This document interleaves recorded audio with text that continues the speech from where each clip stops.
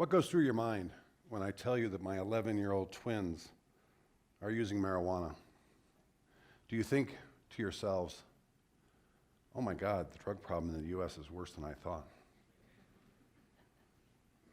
How is it possible that 11-year-olds get access to pot? Maybe some of you thought, geez, I wonder what medical condition these kids have.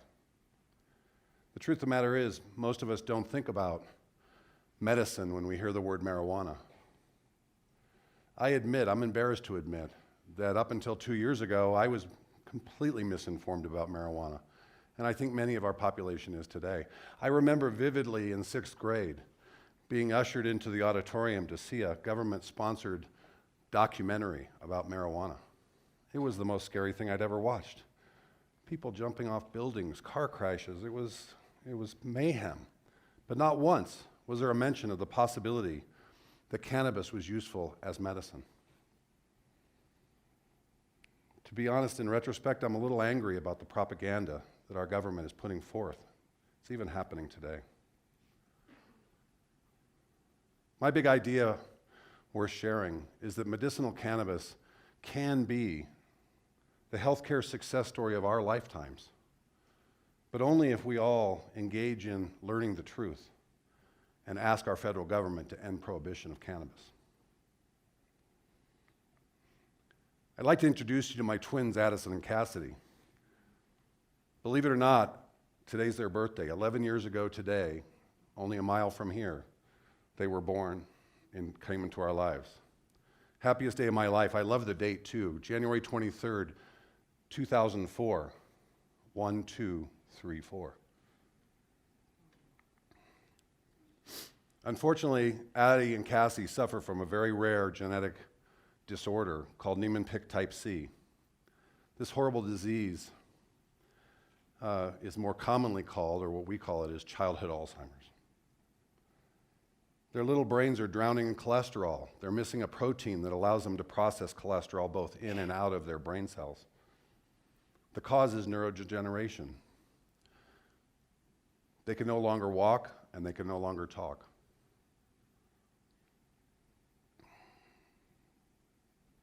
We were told that Addie and Cassie would be lucky to see their 12th birthday.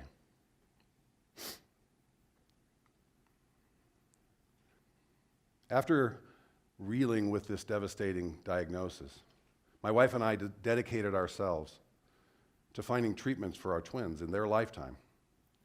We gave up successful high-tech careers in Silicon Valley, and we became research philanthropists, raising money for research. And ultimately, we became biotechnology entrepreneurs, developing a compound. The compound we found was cyclodextrin, and we found it with the help of an amazing group of scientists, researchers, and physicians from all over the world, including right here in Reno. Every week, the girls get an infusion.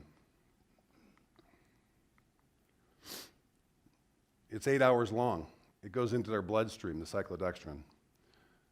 Every other week, like yesterday, the girls go to the hospital and they get a lumbar puncture in their spine in order to get the cyclodextrin to reach their brains directly. We think that the combination of those two routes of administration are slowing down the neurodegenerative progression and hopefully maybe even stopping it. Addie and Cassie were the first little pioneers to try this scary treatment. I can tell you as a parent, with no one in front of you paving the way, it truly is a scary moment. Thankfully, more than a couple dozen kids around the world, including a few at the NIH, are now engaged in further science and research on this experimental treatment. But the treatment doesn't seem to help with their seizures. As a result of the neurodegeneration, my kids have seizures almost daily. A couple years ago, they were way more than daily. They were many a day.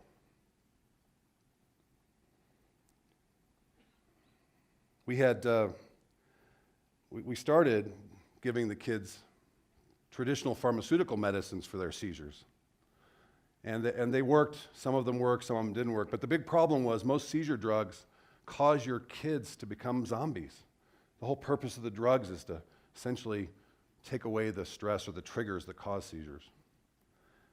We had heard about a father in California that was treating a young son who was in tractable seizures, seizing constantly all day long.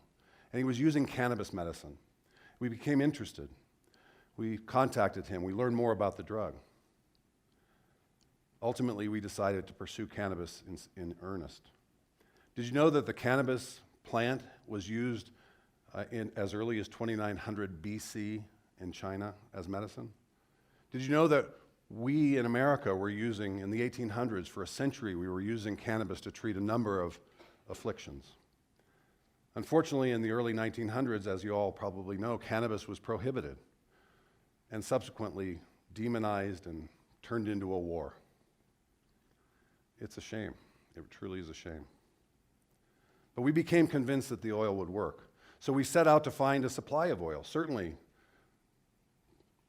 cannabis has been legal in the great state of Nevada for almost a decade. Surely we could just go out and buy some oil and give it to our kids. Not true. There was no oil available in our great state. So we set out to do it ourselves. First, we got physician approval to do the treatment of cannabis, and then we became caregivers, licensed caregivers in the state of Nevada, which allows us to cultivate and make extractions, oils from the cannabis plant to give to our kids. Every day, 3 times a day, the girls get a little oil like what you see here. This oil is extracted from a very special cannabis plant that's high in cannabidiol, or CBD as we call it. Unfortunately, this oil by itself doesn't even completely, for our children, stop their seizures. So we still use a small amount of pharmaceutical medicine, but we use less. We've reduced the number of drugs the kids take, and we've reduced the amount of dose from the few drugs we do give them. And consequently, our kids are not only having fewer seizures and shorter seizures, they're also bright-eyed and happy children again. They're no longer little zombies. This was great progress, but I thought to myself, holy cow, there are 2 million epilepsy or seizure disorder sufferers in the United States. Who's going to help those folks, those kids, those adults with these disorders? And at that moment, we decided to take what we had learned for our children and turn it into a commercial business here in the state of Nevada, which was just preparing to allow that to happen. And as Kylie mentioned, we've endeavored to do so and are now licensed to grow, extract, and sell, dispense cannabis here in Nevada, the state of Nevada. Someday, the federal government will end prohibition. But how many lives will be lost potentially or severely affected in the meantime? How many kids with seizures like mine will move their families, will uproot from their homes to move to Colorado or Nevada to get these medicines? How many cancer patients will be denied access to inexpensive and effective medicine to treat the side effects like pain and nausea that come with chemotherapy? There is a groundswell of folks like me who understand the potential of cannabis, and I'm grateful for that. The ironic thing is some of my family and friends, including most particularly my own mother, are still not convinced.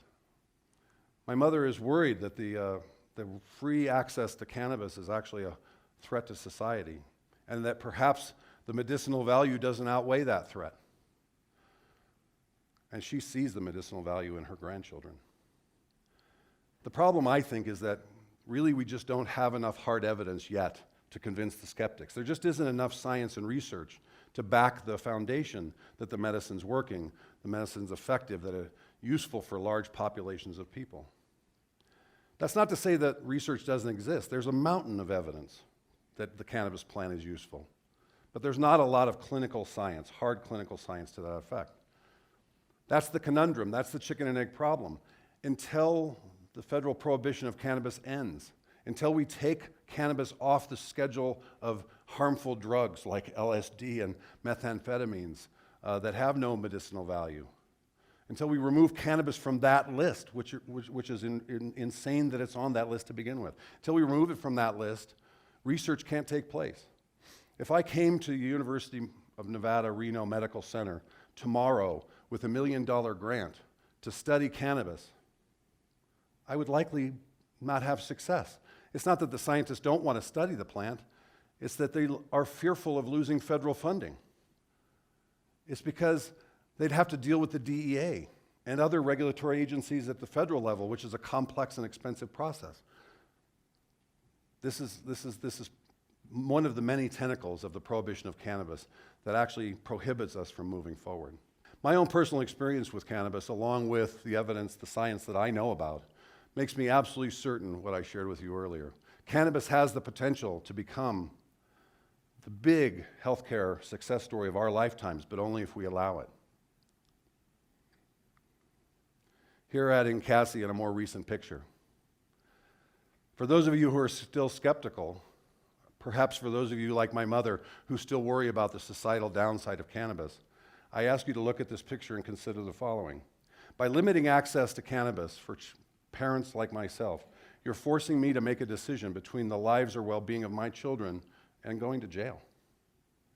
How is that a fair or rational set of thinking in modern society? Our 16th president, the famous 16th president, had very strong feelings about this subject. He said, "Prohibition goes beyond the bounds of reason, and that it attempts to control a man's appetite by legislation and makes a crime out of things that aren't crimes. A prohibition law